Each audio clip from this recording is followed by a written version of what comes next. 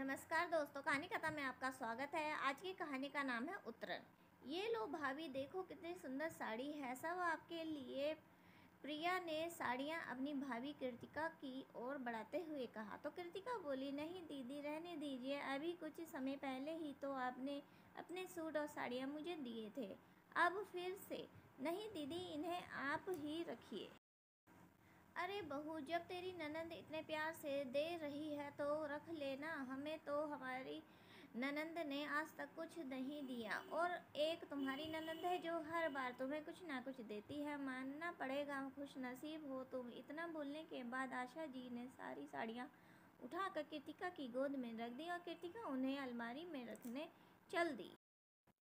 कमरे में आकर कृतिका सोचने लगी, कुछ तो करना पड़ेगा, वरना दीदी हर बार मुझे पुराने सूट और साड़ियाँ ऐसे ही मुझे देती रहेंगी। दीदी खुद तो हर महीने शॉपिंग करती है और एक कपड़ा कुछ महीनों से ज़्यादा नहीं पहनती, और मुझे उम्मीद करती है कि मैं हमेशा उनकी उतरन ही पहनती रहूं। और ये सासू माँ अब मुझे नए कपड़े भी नहीं खरीदने देती। जब भी शॉपिंग जाने का प्लान बनता है तो कह देती हैं कि प्रिया ने इतने कपड़े दिए हैं तो उन्हें नए कपड़ों की लेने की क्या ज़रूरत आन पड़ी। जब भी किसी फंक्शन में प्रिया दीदी की साड़ी पहन कर जाती हूँ तो सासू माँ सभी को ये बताना नहीं भूलती थी कि ये साड़ी तो उनकी बेटी की है। फिर मेरे लिए लोगों के सवाल भारी निगाहें झेलने मुश्किल हो जाता है। ऐसा कब तक चलेगा? तभी कमरे में कृतिका का पति वैभव आया तो वो उससे बोली, वैभव कुछ करो ना, दीदी फिर से अपने पुराने कपड़े मुझे दे गई है। हर बार यही होता है, वो अपने कपड़े दे जाती है, जिस कारण मैं नए कपड़े नहीं खरीद पाती और पुराने पहनती हूँ। लोग भी अजीब निगाहों से मुझे देखते हैं क्योंकि माँ जी सभी को बता देती हैं कि मैंने प्रिया दीदी की साड़ी पहनी है। कई लोगों ने तो मुझसे सीधे मुंह कह दिया कि जब वैभव की तनख्वाह इतनी अच्छी है तो ननद की उतरन क्यों पहनती हो। अब क्या जवाब दूँ सभी को? कुछ करो ना आप। देखो कृतिका, मैं इन सब चक्रों में नहीं पड़ना चाहता, लेकिन बस इतना बोलूँगा कि अगर तुम्हें दीदी के कपड़े नहीं लेने तो सीधे मुंह उन्हें मना कर दो। शायद कुछ दिन तो उन्हें बुरा लगे, लेकिन हमेशा के लिए इन सब से पीछा छूट जाएगा। इतना बोल वैभव चला गया। कृतिका को समझ आ गया कि अब उसे खुद ही कुछ करना होगा, वरना यह सब ऐसे ही चलता रहेगा। सीधे मुंह वो कुछ बोला तो रिश्तों में कड़वाहट आती है, इसीलिए कुछ ऐसा करना होगा जिससे सामने वाला समझ भी जाए और रिश्तों में प्यार और अपनापन भी बना रहे। कृतिका ने अलमारी से कुछ साड़ियाँ निकाली जो वो पहनती नहीं थी और सास के कमरे की ओर चल दी, जहाँ प्रिया और उसकी सास बैठकर बातें कर रहे थे। कृतिका बोली, दीदी आप हर बार अपनी साड़ियाँ और सूट मुझे दे देते हो। इस बार मैंने सोचा कि मैं भी अपनी पुरानी साड़ियाँ आपको दे दूँ। ये लीजिए दीदी, और इन्हें पहनना जरूर। पुरानी साड़ियाँ देख आशा जी गुस्से में बोली, ये क्या बहू, ननद को अपनी पुरानी साड़ियाँ देता है क्या? देना है तो क्या कुछ नया दो। लेकिन मम्मी जी, मैं ये साड़ियाँ पहनती नहीं हूँ, इसलिए सोचा बेकार पड़ी हैं तो दीदी को दे दूँ।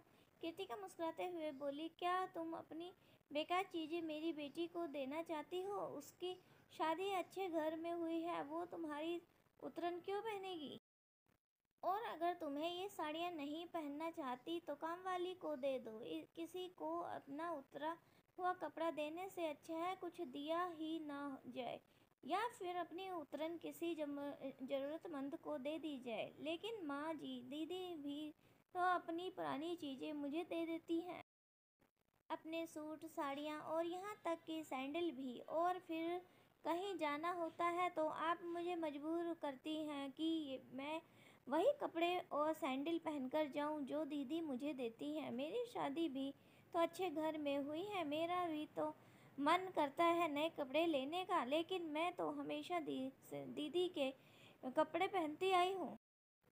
अगर मायके से कुछ नए कपड़े मिलते हैं तो वो भी आप दीदी को दे देती हैं। पहले दीदी पहनती है, फिर वो मेरे हिस्से में आते हैं।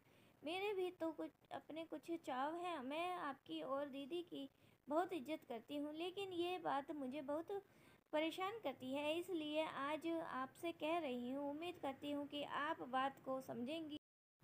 ये बोलते ही कृतिका को लगा जैसे दिल में उठ रहा गुब्बार शांत हो गया हो। काफी समय से कृतिका की बातें कहना चाहती थी, लेकिन चुप रही। आज उसे लग रहा था कि काश ये बातें उसी दिन कह दी हो जाती जब पहली बार उसकी ननद ने उसे पुराने कपड़े दिए थे। प्रिया और आशा जी को भी लगा कि जो बातें कृतिका कह रही है वो एकदम सही है, और वो दोनों भी रिश्तों में कड़वाहट नहीं चाहती थी। प्रिया बोली, अच्छा हुआ भाभी जी आपने अपने दिल की बात साफ शब्दों में कह दी, वरना ये बातें दिल में रहती तो रिश्तों में कड़वाहट पैदा होती है। मैं आपकी भावनाओं की कदर करती हूँ, आगे से ऐसा नहीं होगा। आशा जी भी बोली, सही कह रही है प्रिया, दिल की बात खुलकर बोल देनी चाहिए। आज कृतिका ने सारी बात खुलकर बोल दी है, तो हमें भी अपनी गलती समझ आई है। पहले चुपचाप सामान ले लेती थी तो हमें लगता था कि कृतिका को कोई आपत्ति नहीं है। चलो अच्छा है, रिश्तों में गांठ पड़ने से पहले ही उन्हें सुलझा लिया गया, वरना एक बार रिश्ते खराब होते हैं तो उनमें पहले जैसा अपनापन नहीं रहता। सास और ननद की बात सुनकर कृतिका के दिल को तसल्ली हुई। उसे इस बात की खुशी थी कि दोनों ने उसकी भावना को समझा और उसकी बात का गलत मतलब नहीं निकाला। इस दिन के बाद प्रिया अपना पुराना सामान अपनी काम वाली कमला को देने लगी। कमला प्रिया की साड़ियाँ लेकर बहुत खुश होती, और वो प्रिया को ढेरों आशीर्वाद भी देती। दुआएं और आशीष पाकर प्रिया भी बहुत खुश होती। दोस्तों, हमारी कहानी कैसी लगी कमेंट करके बताएं, और चैनल पर हाइप करें, ज़्यादा से ज़्यादा शेयर करें वीडियो को। धन्यवाद।